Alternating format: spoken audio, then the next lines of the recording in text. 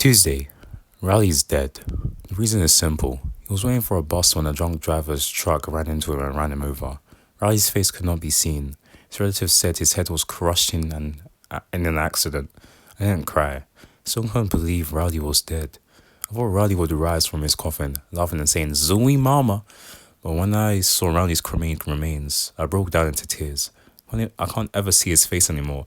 I can't call him and tell him something silly that happened or a joke that I heard. Riley's parents gave me the diary he was writing. When I opened it before going to bed, there were many things written about me. My memories with Riley came back one after another, and I cried again. However, the page on the day before the important accident was torn out, probably because it was damaged during the accident. The last words Riley had ever written here were, "I can't wait to see Greg again. Again. Will never come again." From the back of the drawer, I took out the pendant that Riley had given me. It looked like a little girl's necklace and it was embarrassing, so I never wore it. I wonder if Riley would have been happy if I wore it, even once while he was alive.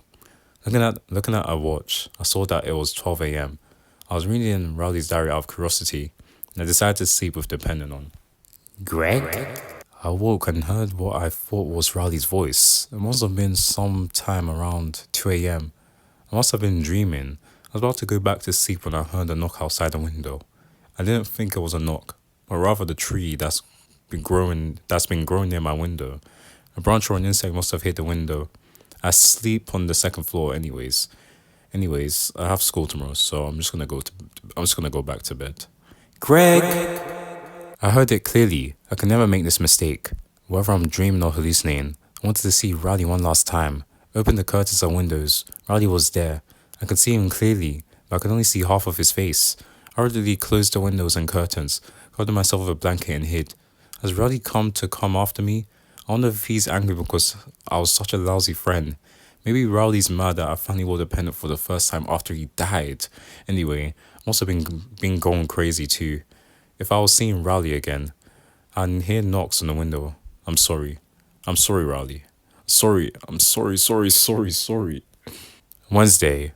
After that, I seemed to have fallen asleep without knowing it. The morning sun was leaking through the gaps in the curtains, but I didn't feel like opening them.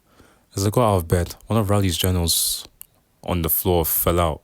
The diary opened to a page. Monday. Greg said that the scary stories I wrote were boring. He said a moving scary story is boring.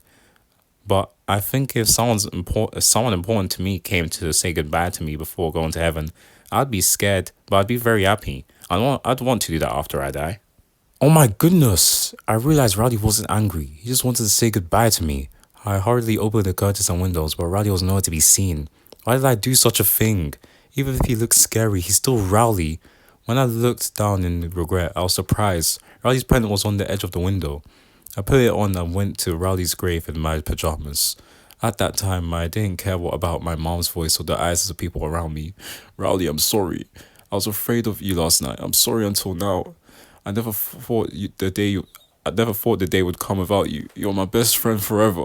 Thank you for everything. Let's play again. See you again, Riley. 25 years later, Sunday. Today's Riley's birthday. Since that day, I've worn both pendants. Other people laugh at me, but I don't care. I've lived up to this day thinking of this pendant as being Riley. Also, I've done terrible things to Riley. I'm embarrassed to say it myself, but I've repented and been kind to others. I'm neither rich nor famous, but I live an ordinary and happy life. By the way, I have another important business today. Half a year ago, I met a woman. Her name is Lily. She's my girlfriend. She is such a lovely lady that I can't even write her here. Recently, she told me that she has a 3-year-old son. Her husband apparently died of an illness soon after the child was born. I accepted her confession. Hi, Greg. I turned around when I heard of her voice. At that moment, I couldn't believe my eyes. This is my son. His name's Riley. Hello, Mr. Greg. Let's play with me. I held back my tears and opened my mouth. Yes, let's play. The end.